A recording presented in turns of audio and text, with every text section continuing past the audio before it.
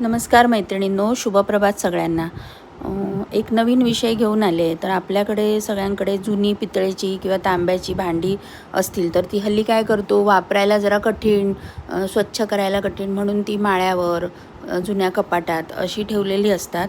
काही जण ती मोडीत काढून त्याच्याऐवजी दुसरं स्टीलचं वगैरे भांडं घेतात। तसं न करता ही भांडी तुम्हाला अगदी पॉलिश करून, कलई करून मिळू शकतात।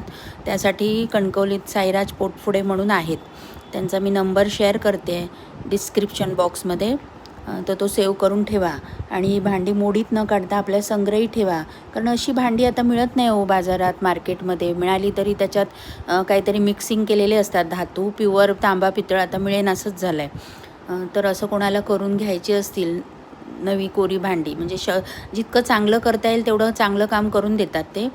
तर तुम्हाला जर करून घ्यायचे असतील तर नंबर शेअर करते।